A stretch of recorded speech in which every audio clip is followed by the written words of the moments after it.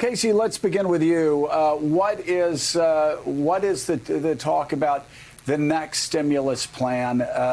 We understand that there's already discussions about phase 4, about how the federal government helps workers, how they help small businesses, how they help companies that are being absolutely gutted right now by this pandemic. So, Joe, I think we're still a couple weeks away from the next version of this, and that's partly because we are still so in the thick of just grappling with this crisis, racing. The government is absolutely racing to get these programs from that initial relief bill into place for people. But I think you can think of the next iteration of this. If this was the plan to kind of keep the boat floating, the next phase of this is to get everyone who manages to stay on the boat back to work. So infrastructure projects across the board. You know, we've talked about Infrastructure Week so many times, it's almost become a joke. It's not a joke anymore. This is going to be something I think, especially if this crisis continues and deepens, that we're very much going to need as a country. But I think how and whether it gets done successfully is going to depend on that relationship between the House Speaker, Nancy Pelosi, and Mitch McConnell. Pelosi did a long conference call yesterday that I was on with reporters talking about their priorities. Mitch McConnell did an interview with Bob Costa over at the Washington Post and said Nancy needs to stand down. And they really squared off in the last bill, and we're going to need them to be able to work together, Americans will, if this sort of project is going to get through. And Pelosi did say that they've had overtures already from the administration. So if this is what President Trump wants to do and he's willing to work with Nancy Pelosi to do it, I could see it happening. But that might mean that the Republicans in Congress get steamrolled. So what's going on with Mitch McConnell, Casey? You have Mitch McConnell. We were talking about this before. You were talking about how he just exploded on the Senate floor, lost his cool. He's been very angry lately, and he struck out yesterday against Nancy Pelosi. What's going on with Mitch McConnell, who has always famously kept his anger in check in the past?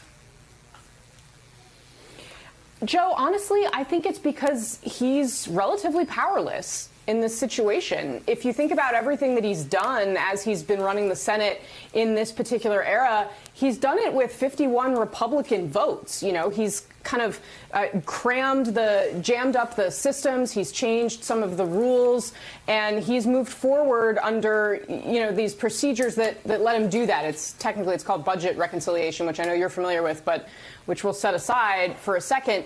If he wants to do these kinds of things, if they actually want to put the plans in place that are going to be needed to rescue this economy that's already in recession, if not headed for a depression, he actually needs to work with Democrats. And I think you're seeing the fallout of that. You know, those relationships haven't existed.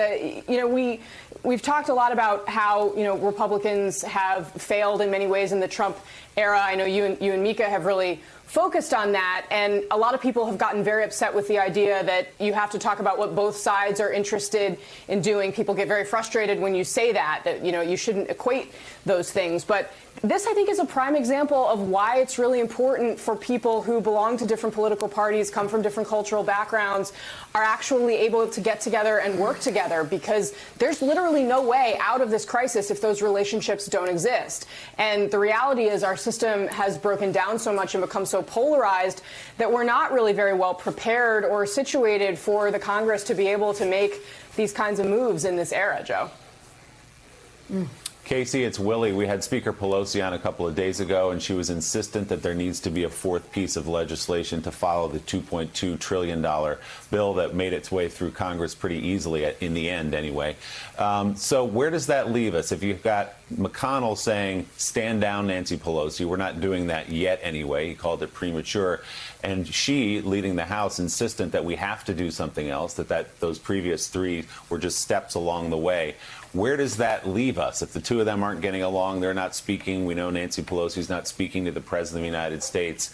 How do you get to that fourth piece of legislation?